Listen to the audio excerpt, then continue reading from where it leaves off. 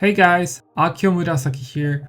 In this video, we are going to be going through some of the character creation features in Blue Protocol Star Resonance, a new MMORPG from Bandai Namco, which was released on October the 9th, 2025, so basically today.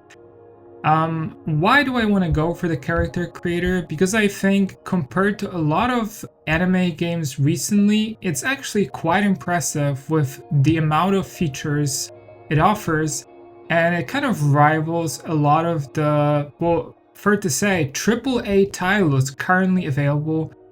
Blue Protocol is available, as far as I know, on mobile, so it's kind of a, well, more or less mobile first game, I would say, and PC as well on Steam right now. So let's jump right into it. Let's see what the game offers. So first off, we have two main kind of body type features. It doesn't really say male or female, but as you can see, the first one selected here on top, that is female. The one at the bottom is male. We're going to be creating a female character today, and we have three body type options. We have body type 1, which is kind of this smallest chibi character. Then we have a kind of teenager, and we have then body type 3, which is an onesan, as you can see. We're gonna be doing body type 2. And let's see, as you can see here first, we have this, like a close-up of different facial expressions the character would be making in the story, especially in like the cutscenes and animations. And we have a bunch of presets available here on the right side. So instead of creating a character by hand, you can simply select one of these presets and be basically done with it. Yeah, we're going to pick one of these. Let's see which one's most suitable for now. Something that we can work with very easily. Oh, this one's really cute actually, but it's very rich. So let's start with something a little more basic. Maybe this one, or we're gonna be shaping it up a little bit. Okay, so first off, we have the viewport where we can rotate and view the character. Apart from the presets, I just want to say you can import and share existing presets. Kind of the same way this can be done in, I think, Tower of Fantasy. I tried using the share feature, but unfortunately I just got a black screen and the game stopped, so yeah, that didn't quite work. But yeah, let's just create a new character. Let's see what we have here. We have standard hairstyles. We have a couple of hairstyles that are kind of like front and back, then that we can select. Later in the game, you can unlock new hairstyles as well. So you're not only limited to the ones that are available here, you can add new ones via the beauty feature. But other than the standard hairstyles, you also have the custom feature where you can select different parts of the hairstyle, which will basically then kind of default the hairstyle to the, to the basic one. And then you can work with the front first, then the rest. Let's see, we pick up, this cute front here, this one.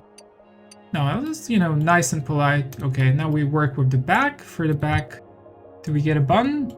Or something a little different. This one's really cute. Or this ponytail here. Or maybe some buns. What do you guys think? It's a little boring. Maybe like this. Oh, this doesn't look bad. And then we have the crown feature, which basically is an ahoge. Not to be confused with ahgao. Alright, so we can add this. This one's really fun. Let's select this one. All right. What else do we have? The face.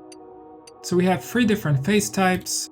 The last one I would say is kind of like the more masculine one, but it's still cute on this character. Or we can have like a very puffy or slightly less puffy one.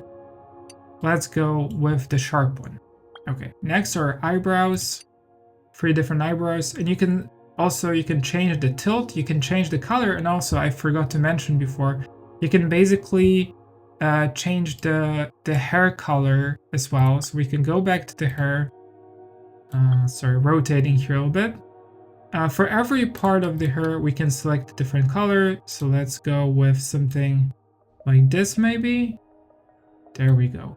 And then for the back. Oh, sorry, that's actually my bad. it seems like it changes the whole hair. This is the main hair color. So we can have something like this. And then the other thing is the gradient. So you can select the lower part of the gradient. And in the case of this hairstyle, that will basically color the bottom of it. So we can go with something like this. Cyan and purple. And there is also highlights as a feature. I tried working with this, but the highlights are not very visible in some of the hairstyles. In this one, they look pretty nice. So we can work with maybe some green here, some stronger green like this. This looks pretty good. And that basically covers the entire hairstyle. Okay, we've done the face. We have the eyebrows. We also changed the color of the eyebrows, obviously. Then we have the eyes. What kind of eye shape do we select? So we have different ones here, obviously. We have this lazy one, the pretty one, a more aggressive one. Let's go with this one. Then we have eyelashes, which I've not worked with before, but yeah, you have like a bunch of them you can select from. I personally, for this character, I'm gonna pick these. Pupils. Again, a lot of different shapes, like the star pupil, for instance. One thing to point out, since I'm scrolling with my mouse, one thing to point out is that whenever you scroll for the pupil selector, you also scroll for the viewport, which is not exactly convenient. A bit of a bug, I guess. Okay, we pick this pupil.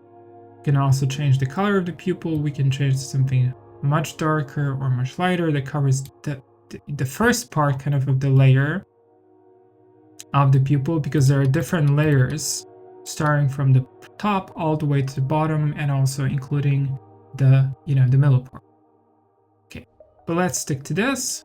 And you can also, one forgot to mention, you can also change the color of only one eye by applying heterochromia here. Then we have the nose. I personally like this nose the best. That's what I use in my other character. And yeah, and now let's see the mouth. And again, I like this mouth the best.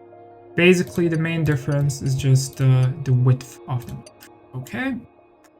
Then we have teeth. That's what we see inside the mouth, of course. So this is kind of similar to how we would, I guess, create a VTuber model. And for instance, ViewArt Studio. It's very, very similar.